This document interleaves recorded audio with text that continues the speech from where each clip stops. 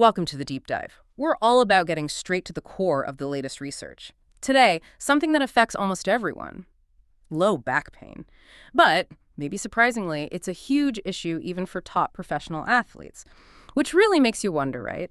Does the actual sport you play change your risk for LBP significantly? Oh, absolutely. It's a critical question. Low back pain, LBP, it's everywhere globally, and it figures like 18 to 23% of adults report it. But yeah, for athletes, it's also really common. Lifetime prevalence can be, well, incredibly high, up to 84% in some reports. And while, yes, some older studies didn't find huge differences between athletes and non-athletes, a lot of those had methodological weaknesses. We really needed a closer look. Exactly. And that closer look is what we're diving into today. We've got a really interesting cross-sectional study here from 2023. It's called Comparative Risk Analysis of Low Back Pain Among Professional Football, Ice Hockey, and Floorball Athletes. By Hagovská and colleagues, their mission was basically to pin down the prevalence, the severity, and crucially, the risk factors for LBP in 388 pros across these three team sports. Okay, let's unpack this. So before we get into the study's findings, maybe let's just quickly define LBP in this context. For a pro athlete, what exactly are we talking about? What usually causes it for them? Right. So for an athlete, LBP is typically that pain between the bottom ribs and the gluteal groove. Sometimes it can even shoot down into the thigh. And yeah, unlike maybe in the general population for athletes, it's often tied directly to the physical demands of their sport. We tend to group the causes. You've got mechanical things like an injury, maybe disc herniation from a sudden twist or impact. Then there's degenerative stuff like osteoarthritis or maybe spinal stenosis, just wear and tear over a long career. And less often, inflammatory conditions like spondyloarthropathies. So it's definitely more than just a simple ache for these guys. What are those specific things in sports that really crank up the LBP risk? Exactly. And athletes, we often see it linked to things like maybe reduced activation of those deep core muscles, the stabilizers. It also tends to show up with sharp, jerky movements of the spine. Think, quick cuts, powerful jumps, or rotating hard, especially going from extension into rotation or flexion. Diagnosis usually starts with history and a physical exam, of course. But if there are red flags, things like sudden weight loss, serious numbness, loss of bowel or bladder control, then an MRI is definitely needed to check for more serious issues like nerve damage. And managing it, well, the evidence for specific exercises for that radiating leg pain, radicular LBP, it's a bit weak. But for chronic non-radicular LBP, things like physical therapy and maybe acupuncture, there's moderate evidence they can help. And what makes this particular study valuable, I think, is that it tackled a gap. It used a standardized tool, the Oswestry Disability Index, or ODI, to look at pain and disability. And it did this in three really common team sports: football, ice hockey, and floorball. These might seem kind of similar, collective sports, lots of movement. But the specific demands, the movements, the gear, the environment, they introduce very different risk factors. That's a really key point. The study itself, it was cross-sectional. They gathered data between June 2021 and September 2022. They looked at 388 pro male athletes aged 18 to 35, all from top national clubs in Slovakia. And the breakdown was, 148 football players, 179 ice hockey players, and 61 floorball players. And the criteria were pretty strict.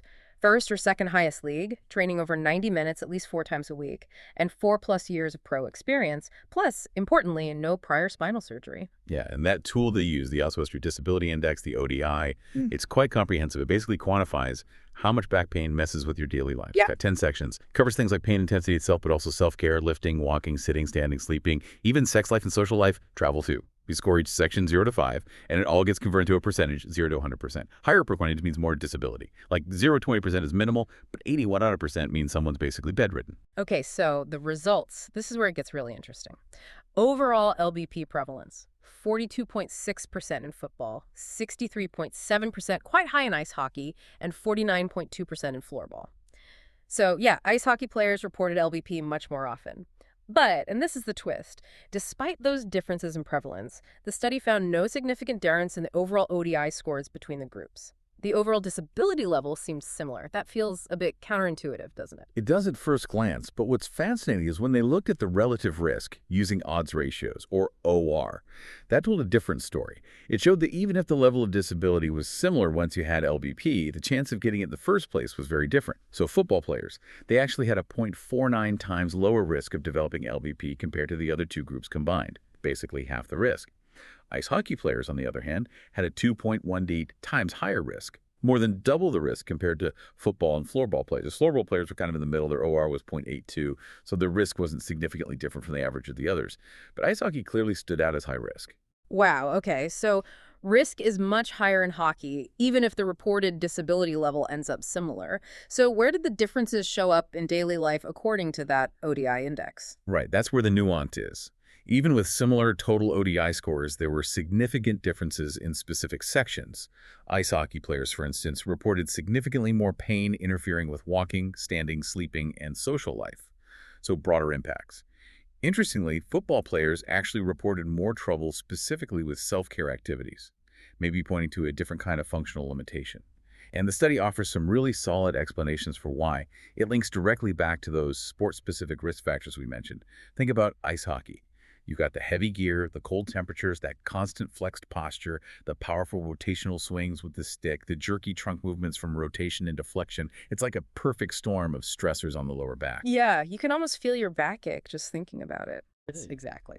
Compare that to football, usually softer surfaces, no extreme cold, less of that sustained flexed posture. Floorball has the flexed posture, yes, but they play on hard terrain, which is different again, and without the heavy equipment or the same kind of impact forces as hockey. So the conclusion from the study is pretty clear. Ice hockey players are just dealing with more combined risk factors, and that likely explains their much higher risk of developing LBP. Okay, that makes a lot of sense. So moving to prevention, Mm. what does the study suggest? Especially for those high-risk hockey players. They mentioned things like thermal clothing, maybe, and specific exercises. Yeah, the study specifically suggests hockey players might benefit from thermal wear, keeping the muscles warm, and definitely focusing on counter movements, particularly extension exercises, ideally done before every single training session to counteract all that flexion.